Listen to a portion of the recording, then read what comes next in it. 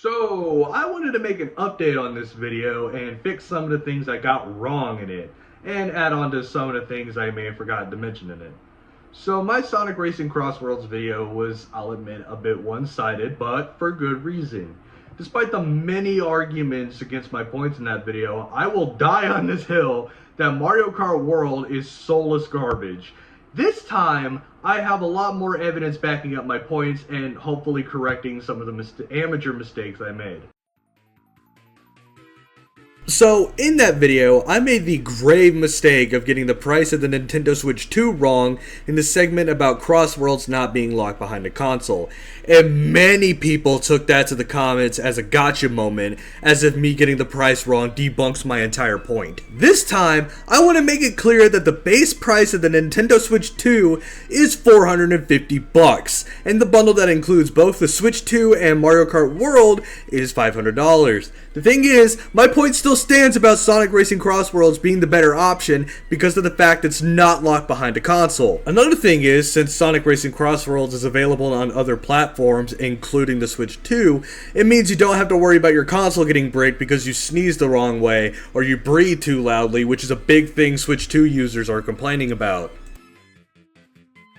I want to clarify that I meant to say that the Mario Kart World models looked like they were ripped straight from Mario Wonder, and that's what made it soulless for me, was because Mario has lost all of his charm he had in the past games. Many people have made the argument that it's an art style, and they have way more expressions than they did in Mario Kart 8, which I find total BS. While I don't own a Switch 2 and never will, I haven't personally seen these so-called better animations, but from the gameplay I've seen, they look pretty much the same from Mario Kart 8. Now, I made a comparison to World and Wonder Mario, and the similarities are so obvious, I'm shocked people didn't do their own research before jumping into the comments screaming at me that I'm autistic or this is rage bait. Jumping off the Mario Kart World hate train for a moment, I do want to address the elephant in the room, and that is the people who are complaining about the price of the base game being an industry standard. One commenter proudly stated that Sonic Frontiers has been $60 on launch and was a mainline title, while this racing game is a spin-off that cost roughly $10 extra, and the Digital Deluxe Edition costing $20 more. Guys, do you realize that getting licenses in games are very expensive? The pricing for getting a character from a different game can range from $1,000 to even $1 million. Now, how companies work is that they spend money on making the game and getting the license holders to agree on letting their characters be in the game, and they have to make that money back somehow. Plus, you'll have 10 free characters that are going to be added during post-launch updates. Characters that Sega has had involvement with, by the way, so they'll still be making their money back off the Digital Deluxe version of the game while keeping the fans happy with the characters coming. Besides, all of the characters are unique with their own unique vehicle customization, which is way more than I could say for Mario Kart World, who only have Mario characters and fucking animals as the racer, and they don't even have kart customization, so that's an automatic win for Crossworld's case. We're really defending World here for their lack of characters and customization, while Mario Kart 8 did it way better. Now, one of the newer topics for this video I want to get into is that this game isn't even out yet. I have seen people on Twitter and in my comment section absolutely shit on this game for dumb reasons, and the Nintendroids out there sucking the skin off Nintendo are the main ones doing it. One of the major arguments that I've seen is that this game is going to be unfinished if they're showing DLC characters this early. What? Bro, what are you talking about, man?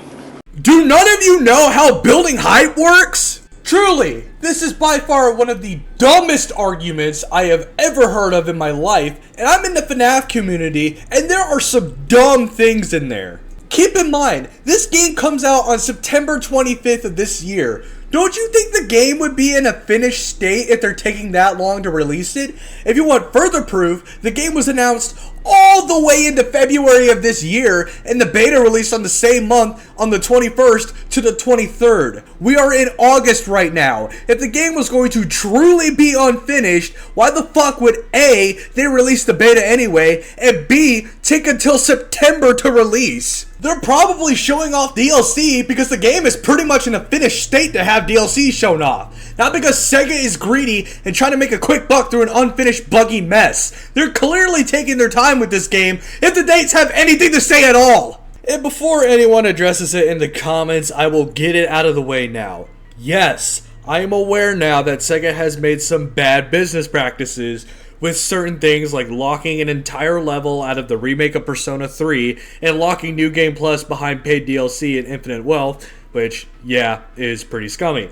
Also, many people have brought up the buggy mess that was Sonic Colors Ultimate, which, why? The bugs have been pretty much patched at this point, so why bother making that comparison? I get it's to downplay Sonic Racing Cross Worlds being good and painting Sega in a negative light as worse than Nintendo, but come on now.